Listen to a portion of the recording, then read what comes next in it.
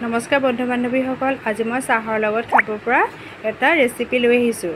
প্ৰথমতে মই কেৰাহীখনতে অকণমান তেল দি পিঁয়াজখিনি সৰু সৰুকৈ কাটি থোৱা আছিলে সেইখিনি ভাজি লৈছোঁ। পিঁয়াজখিনি অকণমান ভজাৰ পাছত মই আদা নহৰু অকণমান দি দিছোঁ। তাৰপৰা এইখিনি অলপ ভজাৰ পাছত মই ইয়াত কেপচিকাম বিলাহী দি দিছোঁ।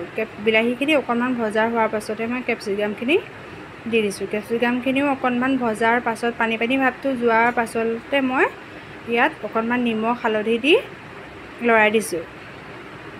তাৰপাছত এইখিনি ভালদৰে সিজাৰ পাছত মই আলুখিনি বইল কৰি মই আগতীয়াকৈ সানি থৈছিলোঁ ধুনীয়াকৈ, গোটা গোটা নথকাকৈ। তাৰপিছতে এনেকৈ লৰাই লৈ তাতে মই সানি ভালদৰে লৰাই মিশ্ৰণ কৰি লৈছিলোঁ। তাৰপিছত মই এতিয়া এইখিনি ৰখাই থৈ অকণমান ঠাণ্ডা হোৱাৰ পাছত মই অকণমান জিৰা গুড়ি, ধনিয়া গুড়ি, অকণমান মিট মছলাও তাতে দি দিছোঁ। এইখিনি দিয়াৰ পিছত মই আকৌ ভালদৰে লৰাই সানি লৈছোঁ। তাৰপাছতে ৰাতিপুৱা বনোৱা ৰুটি আছিলে, ৰুটি কেইবাখনো থাকে, সদায় ৰুটিবোৰ নষ্ট হয়। মই ভাবিছোঁ আজি এনেদৰে লগাই লৈ বনাওঁচোন।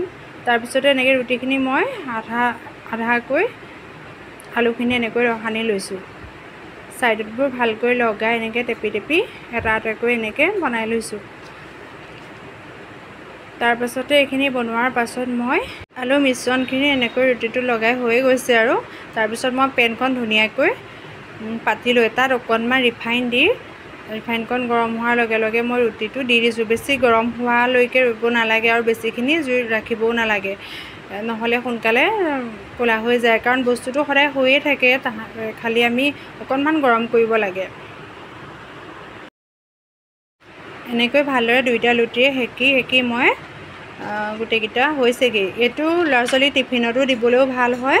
মই কেতিয়াবা ইহঁতক এনেকৈ টিফিনত দি পঠিয়াওঁ।